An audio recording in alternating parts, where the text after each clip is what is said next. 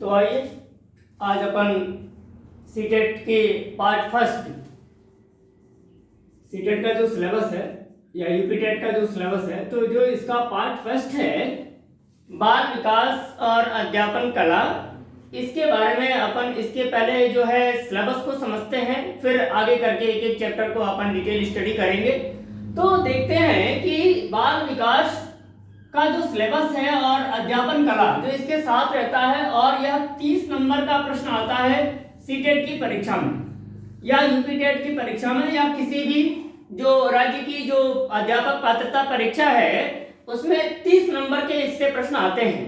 और ये 30 क्वेश्चंस जो हैं जो शिक्षण की प्रवृत्ति से संबंध रखते हैं, तो आगे के और भी जो शिक्षण के क्वेश्चंस आते हैं अलग अलग, जैसे आपके गणित शिक्षा में या सामाजिक अध्ययन की शिक्षा में या हिंदी भाषा के शिक्षण में या पर्यावरण शिक्षण में, जो शिक्षण से प्रश्न होते हैं उनमें उनको जो है सॉल्व करने में ये महत्वपूर्ण भूमिका निभाते हैं। यानी जब वो बालक के बारे में अध्यापक को पता होता है तो वह उसका जो है सही ढंग से निदान कर पाता है, उसका उपचार कर पाता है, यानी उसकी समस्या का तभी समाधान कर पाता है। मैं इसका डिटेल आपको बताऊंगा, पहले इसकी सिलेबस को समझ लेते हैं। तो इसका पहला सिलेबस जो आता है यानी प्रभाग 1 यूनिट 1 की जब अपन बात करते हैं तो इस यूनिट का नाम होता है बाल विकास। और इसमें जो है क्या क्या पढ़ना होता है अपने को, तो इसमें जो पहला पढ़ना होता है विकास की अवधारणा व अधिगम के साथ उसका संबंध। मैं आपको विकास भी बताऊंगा, अवधारणा भी बताऊंगा, अधिगम भी बताऊंगा, और उनके साथ उसका रिलेशन क्या होता है ये भी बहुत अच्छे से समझाने का प्रयास करूंगा। फिर जो अपन दूसरा चैप्टर पढ़ते हैं बाल विकास के सिद्धांत, ये 2 चैप्टर इतने महत्वपूर्ण हैं कि कोई ऐसी परीक्षा अभी तक नहीं हुई सीटेट की जिसमें से इन दोनों से संबंधित प्रश्न न आए हों। मैं इनको पूरा आपसे वादा करता हूं, इनको इतनी बेहतर तरीके से पढ़ाऊंगा कि आपको कुछ भी सोचने की जरूरत नहीं पड़ेगी। एक बार बस क्लास ज्वाइन करिए और ये सारे के सारे प्रश्न इससे जो है सॉल्व हो जाएंगे आपके, ठीक है। फिर तीसरा आता है आनुवंशिकता व वातावरण का प्रभाव, यानी बालक पर आनुवंशिकता का क्या प्रभाव पड़ता है, वातावरण का क्या प्रभाव पड़ता है, क्या किसी एक का ज्यादा प्रभाव पड़ता है, क्या किसी एक का कम प्रभाव पड़ता है। इन सारे द्वंद्व को अपन मिटा देंगे और ये समझने का प्रयास करेंगे कि बालक के विकास में आनुवंशिकता का कितना प्रभाव पड़ता है और वातावरण का कितना प्रभाव पड़ता है, और क्या दोनों एक दूसरे के लिए एक साथ मिलकर काम करते हैं या सहयोगी हैं या पूरक हैं, यूं कह लें, या विपरीतार्थक हैं। इन सारी चीजों को समझने का प्रयास करेंगे कि बालक के विकास में आनुवंशिकता का क्या योगदान होता है और वातावरण का क्या योगदान होता है। फिर अपन उसके बाद से चौथा पेपर आता है क्या, समाजीकरण की प्रक्रिया, यानी बालक जिस समाज में रहता है उस समाज में अपना डेवलपमेंट कैसे करता है, अपना विकास कैसे करता है। मुख्य रूप में बस एक ही शब्द केंद्र में रहता है विकास। इस विकास की प्रक्रिया को भी बहुत अच्छे से अपन समझेंगे। अभी मैं आपको विकास के बारे में जैसे थोड़ा सा बताऊं कि जैसे विकास जो है, कोई वस्तु जब पहली बार बनती है तो उसका जन्म होता है, उसका आविष्कार होता है। जैसे अपन मोबाइल की बात कर ले तो मोबाइल में पहले जो अपन सिलिकॉन की चिप बनाई, तो जो पहली बार 1 GB या 0.5 GB की जब हमने जो भी चिप बनाई तो उसका हमने आविष्कार किया। पर समय के साथ साथ उसमें जो है 1 GB से 2 GB, 4 GB, 6 GB, 8 GB, 12 GB जो भी चल रहा है, 64, 128 सब पता नहीं, आई डोंट, बट आप इस चीजों को समझ रहे हो, यानी उसमें जितना जितना अपना डेवलपमेंट कर रहे हैं तो अब हम उस चीज में विकास कर रहे हैं। यानी किसी वस्तु को पहली बार जब उसका निर्माण करते हैं तो उस वस्तु का आविष्कार होता है, यानी और फिर जब उसकी कमियों को अपन धीरे धीरे दूर करते हैं तो उस वस्तु का क्या होता है, विकास होता है। तो बालक को यहाँ पर वो जो है बनाना नहीं है, बालक तो बन के आ चुका है, अब उसका क्या करना है, विकास करना है। तो आप विकास आप कैसे करोगे, जब आप उसकी कमियों को जान जाओगे तभी बालक का विकास कर सकते हो। और बालक कौन है, बालक वही है, जैसे कुछ विद्वान आते हैं और वो कहते हैं कि मनुष्य आजीवन बालक रहता है। उसके पीछे वो तर्क देते हैं क्या, कि वह हर क्षण कुछ न कुछ सीखता रहता है। जैसे अपन इस प्रक्रिया की बात करते हैं तो अपन बालक हम उस व्यक्ति को मानते हैं जो हर पल कुछ न कुछ सीखता है, यानी वही बालक है जो सीखता है। क्लियर हुई बात। इस चीज को अपन जो है इस सामाजिक प्रक्रिया में, समाजीकरण की प्रक्रिया में बालक क्या सीखता है इसको समझेंगे। फिर अपन आते हैं जो कुछ विद्वान हैं जैसे पियाजे, जीन पियाजे, कोहलबर्ग, वाइगोत्स्की, इन्होंने सिद्धांत अपन को पढ़ना है, बहुत अच्छे से इनके सिद्धांत को पढ़ा जाएगा कि जीन पियाजे ने अपना बाल विकास के रूप में कौन सा सिद्धांत दिया, बोरबर्ग ने क्या दिया, वाइगोत्स्की ने क्या दिया, और इनके सिद्धांत को अपन पढ़ेंगे। फिर उसके बाद से छठा आता है बाल केंद्रित शिक्षा, यानी जो छात्र केंद्रित शिक्षा होती है, जो आप अधिगम करता है, यानी बालक की अधिगम मतलब होता है सीखना, यानी सीखने वाला अधिगम करता। तो बाल केंद्रित शिक्षा कौन सी है, इस पर किसने विचार दिया अपना, यह कैसे काम करती है, इस चीजों को पढ़ेंगे। फिर इसमें है प्रगतिशील शिक्षा की अवधारणा, तो इसको भी अपन बहुत अच्छे से डिटेल से पढ़ेंगे। फिर इसके बाद से आता है बुद्धि निर्माण एवं बुद्धि, यानी बहुआयामी बुद्धि, यानी जो है बुद्धि का निर्माण कैसे होता है, और बहुआयामी बुद्धि यानी मल्टी डायमेंशनल, चारों तरफ बहुआयाम, यानी कोई ऐसा रास्ता नहीं, यानी 360 डिग्री डेवलपमेंट की बात करते हैं। इस पे बहुआयामी बुद्धि के बारे में अपन इसको पढ़ेंगे। फिर जो है भाषा कैसे सीख लिया जाता है बालक, और फिर विचार उसके पास कैसे जन्म लेते हैं, या चिंतन वो कैसे जन्म लेता है। जैसे अपन मनुष्य हैं, तो मनुष्य कौन है, यह प्रश्न आ जाता है, बताओ आप सब मनुष्य कौन है। कोई भी देखो, मनुष्य वही है जिसमें मनन और चिंतन करने की क्षमता है, वही मनुष्य है। अब अपने को व्यक्ति भी बोलते हैं, तो व्यक्ति कौन, जिसमें व्यक्त करने की क्षमता, वही व्यक्ति है। तो इस चीज को अपन यहाँ पर समझेंगे। फिर जो है आता है समाज निर्माण में लैंगिक मुद्दे, यानी लैंगिक मुद्दे यानी पूर्वाग्रह और मनोवृत्तियां कुछ ऐसी चीज होती है जिससे अपन ग्रसित होते हैं। यानी जैसे अगर ये कहा जाए लैंगिक मुद्दे एक ले आता है कि पढ़ा महिला ये नहीं कर सकती, पुरुष ये नहीं कर सकता, तो इस सारी प्रक्रियाओं को अपन यहाँ पर देखने का प्रयास करेंगे। जैसे एक समाज में विचारधारा है क्या कि जो है लड़कियां बाहर नहीं जा सकती, लड़कियां उच्च शिक्षा नहीं पा सकती, लड़के अच्छा गाना नहीं गाते, ये सब जो धारणा है, यह धारणा जो है पूर्वाग्रह से संबंधित है। तो अपन इसमें लैंगिक मुद्दों को भी देखेंगे। फिर आता है अगला चैप्टर क्या, व्यक्तिगत विभिन्नता। व्यक्तिगत विभिन्नता, देखो हर व्यक्ति अलग अलग होता है, अपने आप में हर व्यक्ति के पास एक स्पेशल क्वालिटी होती है। इस क्वालिटी के बारे में भी अपन समझेंगे और जानेंगे व्यक्तिगत विभिन्नता क्या होती है, इस चीज को भी समझेंगे और उसको आधार मानकर कैसे बालक का विकास किया जा सकता है, इस चीज को समझेंगे। फिर आता है अगला 11वां इसमें पॉइंट चैप्टर कि अधिगम का आकलन और सतत एवं व्यापक मूल्यांकन, यानी अपन अधिगम का आकलन करेंगे कि बालक ने क्या कुछ सीखा है और कैसे सीखा है।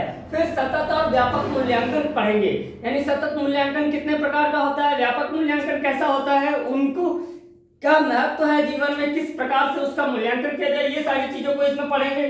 फिर आता है 12वां उपलब्धि मूल्यांकन, यानी बालक की उपलब्धि का मूल्यांकन, यानी बालक ने ग्रोथ किया, बालक ने कुछ भी चीज सीखा, तो उसकी जो उपलब्धियां आई उसको कैसे आपने मूल्यांकन किया, इसको पढ़ेंगे। फिर प्रश्न निर्माण, यानी प्रश्न का निर्माण कैसे किया जाता है, ये सारी चीजें पढ़ेंगे। जैसे आप शिक्षक बन जाते हो, फिर प्रश्न देते हो, तो किस प्रकार के बालक की, यानी किस प्रकार के अवस्था के बालक को किस प्रकार का प्रश्न देना है, ये अपन पढ़ेंगे। फिर आलोचनात्मक चिंतन की बात करेंगे, यानी अपन 360 डिग्री डेवलपमेंट के आधार पर बालक को टटोलने का प्रयास करेंगे। तो अपन तो यूनिट 1 में यानी प्रभाग 1 में जो बाल विकास का है, उसमें जो है आपको 12 चैप्टर ये वाले पढ़ने हैं। फिर आता है दूसरी यूनिट यानी प्रभाग 2, यानी यूनिट नंबर 2 की बात करते हैं अपन। तो यूनिट 2 का नाम है समावेशी शिक्षा। समावेशी शिक्षा यानी ऐसे ही अपने आप से मतलब है कि समान शिक्षा की बात करता है कि अवधारणा, अपन अवधारणा के बारे में एक अलग धारणा पर वो एक कॉन्सेप्ट होता है कि ये होता क्या है, तो इसको अंग्रेजी में कॉन्सेप्ट भी बोलते हैं, इसको संकल्पना बोलते हैं, इसको संप्रत्यय बोलते हैं, बहुत सारे इसके नाम है। मैं बताऊंगा कि कल्पना से लेकर नियम तक की यात्रा कैसे कर ली जाती है और ये चीजें आसानी से समझाने का प्रयास करूंगा।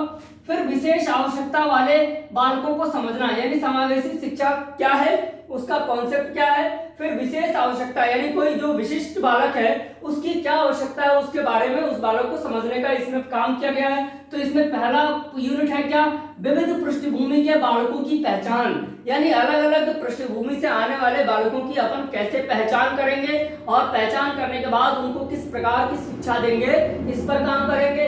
फिर दूसरा आता है क्या, पिछड़े बालक एवं विकलांग या दिव्यांग बालक, आजकल दिव्यांग कहा जाता है, या मानसिक रूप से पिछड़े बालक, यानी समाज में हमारे बहुत सारे ऐसे बालक होते हैं जो पिछड़े होते हैं। अब पिछड़ा बालक होता क्या है, फिर जो है विकलांग बालक क्या होता है, दिव्यांग बालक क्या होता है, मानसिक रूप से पिछड़ा बालक क्या होता है, क्या होता है, इस पूरी धारणा को यहाँ पर बहुत ही अच्छे से समझने का प्रयास करेंगे एक एक चैप्टर को। फिर तीसरा बात होता है क्या, तीसरा इसमें पढ़ना है प्रतिभाशाली बालक या सृजनात्मक बालक। यानी जो सृजनात्मक बालक है या प्रतिभाशाली बालक है वो कौन बालक होते हैं, जो प्रतिभाशाली बालक होते हैं। जैसे आप सब में ही बहुत सारे विद्यार्थी ऐसे हैं जो प्रतिभाशाली होंगे या सभी हो सकते हैं, तो कैसे पहचानोगे आप कि आप खुद में प्रतिभाशाली हो या सृजनशील बालक हो, तो इस चीज को भी इसमें बताया जाएगा और आपको समझाया जाएगा। मैं बहुत अच्छे से समझाने का प्रयास करूंगा। फिर अपना जो है यूनिट 3 आता है यानी प्रभाग 3 आता है। इस तीसरे यूनिट का नाम है अधिगम एवं अध्यापन। सबसे इंपॉर्टेंट चैप्टर है ये वाला। ये दोनों भी हालांकि इंपॉर्टेंट है, पर इसको पढ़ने के लिए इन दोनों को पढ़ना होगा। एक चैप्टर क्रम से एक दूसरे पर आधारित है। जैसे विकास की अवधारणा अगर समझ में आएगा तभी अधिगम के साथ उसका संबंध समझ में आएगा। यानी पहले तो बालक को समझना है तभी जाके आप उसका निदान कर सकते हो। बिना बालक को समझे आप बालक का निदान नहीं कर सकते हो। यानी किसी भी बालक में समय के साथ हुए गुणात्मक या मात्रात्मक बदलाव को ही अपन विकास कहते हैं। इस प्रक्रिया को मैं बहुत अच्छे से समझाऊंगा, अभी बताने का भी प्रयास करूंगा कि इसका पहले नाम बाल मनोविज्ञान था। इसका नाम पहले बाल मनोविज्ञान था। एक हॉर्लॉक विद्वान आता है, वो कहता है कि हॉर्लॉक एक विद्वान आता है, वो कहता है कि बाल मनोविज्ञान को अपन आज बाल विकास कहते हैं। उसके पीछे वह तर्क क्या देता है कि विकास के अंतर्गत वो तर्क देता है क्या कि विकास के अंतर्गत अब सभी चीजों को, सभी पहलुओं को समाहित किया जाता है, किसी एक पक्ष को समाहित नहीं किया जाता है। इसीलिए अब बाल मनोविज्ञान को बाल विकास कहना चाहिए, हॉर्लॉक तर्क देता है और सारे विद्वान इसको स्वीकार भी करते हैं। तो इस प्रक्रिया में अब आता है अधिगम एवं अध्यापन का जो काम है, यानी कि अधिगम कैसे कराएंगे, यानी सीखना। अधिगम का अर्थ होता है सीखना, यानी बालक को कैसे सिखाना है। फिर अध्यापन आप कैसे कर रहे हो, तो इसमें पहली एक बात आती है क्या कि बालक कैसे सोचता है वह सीखता है।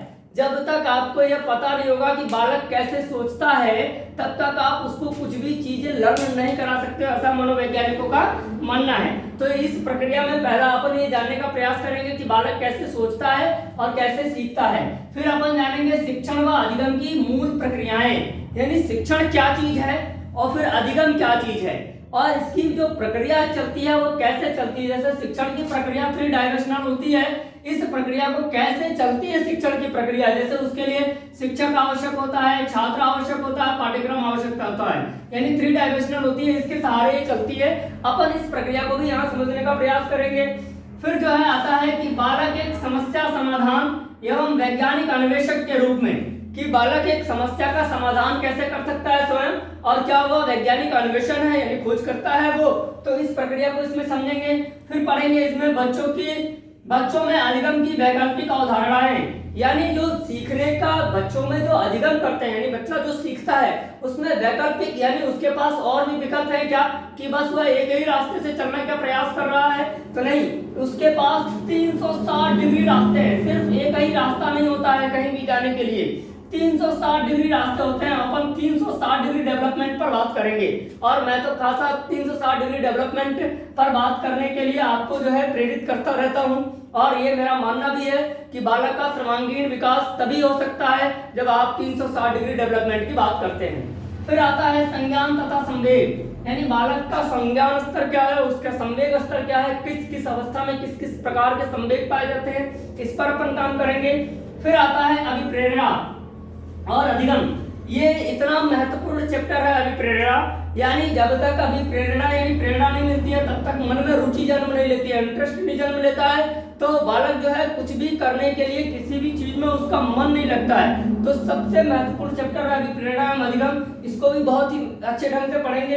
फिर एक अंतिम चैप्टर आता है इसमें अधिगम में व्यक्तिगत एवं वातावरणीय कारकों का योगदान, यानी जो सीखते हैं उसमें जो है वो व्यक्तिगत कुछ कारण भी होते हैं और वातावरणीय कारक भी कुछ होते हैं। तो इन सारी चीजों को अपन डिटेल स्टडी करेंगे और ये समझने का पूरी तरह से प्रयास करेंगे।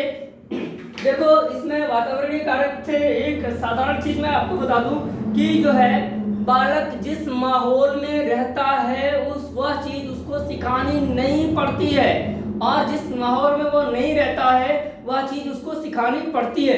तो अपन जो है ये सीटेट का जो सिलेबस है पार्ट 1 का या यूपी टेट या जो भी टेट की परीक्षा है उसमें बाल विकास और अध्यापन कला का जो मनोविज्ञान का जो चैप्टर है चाइल्ड साइकोलॉजी एंड जो है आपकी टीचिंग जो है का जो सिलेबस है टीचिंग आर्ट्स का जो सिलेबस है उसको अपन पढ़ने के लिए 3 यूनिट में बांटते हैं और ये 3 यूनिट का सिलेबस मैंने आपके सामने रखा और कल जो है अपन इस प्रक्रिया को विकास की अवधारणा व अधिगम के साथ उसके संबंध को आगे पढ़ेंगे।